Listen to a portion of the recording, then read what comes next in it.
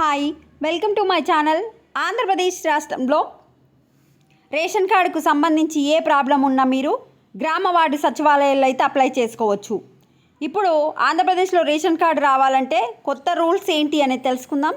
Video చూసిన వాళ్ళు తప్పకుండా లైక్ చేసి ఛానల్ని సబ్స్క్రైబ్ చేసుకోండి. కొత్త రేషన్ కార్డు అప్లై చేసుకోవాలనుకున్న వాళ్ళు అప్లై చేసుకోండి. గ్రామ వార్డు సచివాలయంలో మే 7వ తారీఖు నుంచే స్టార్ట్ అయింది. నెల రోజుల పాటు అయితే అప్లికేషన్లు తీసుకుంటారు.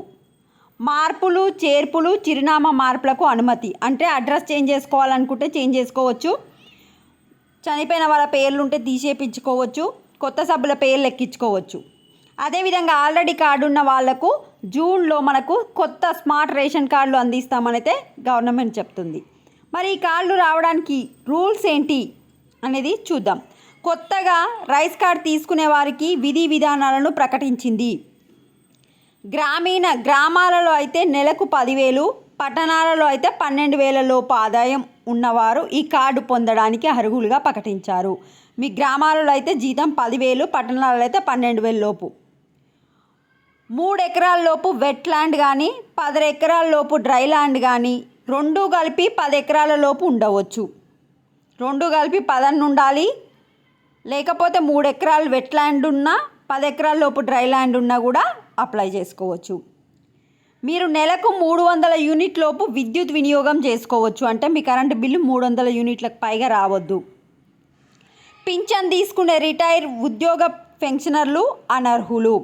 ఆల్రెడీ మీకు పింఛన్ వస్తుంది కనుక కార్డు రాదు. కానీ పారిశుద్ధ్య కార్మికులు మాత్రం రిటైర్డ్ ఉద్యోగులైన కార్డు పొందేందుకు అవకాశం కల్పించారు. గ్రామ పంచాయతీ పారిశుద్ధ్య కార్మికులు ఉంటారు కదా, వాళ్ళకైతే అట్లాంటి రూల్ ఏం లేదు.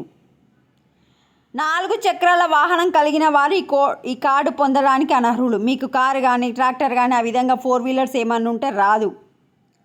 ఉపాధి నిమిత్తం ట్యాక్సీ, ట్రాక్టర్, ఆటో కలిగి ఉన్నప్పటికీ అర్హులుగా ప్రకటించారు. అయితే ట్యాక్సీ మీరు ఉపాధి నిమిత్తం అంటే ఆటో నడిపే వాళ్ళకు, ట్రాక్టర్ మీద పనులు చేసుకున్న వాళ్ళకి, ఇట్లాంటి వాళ్ళకి మీకు ఏం కాదు.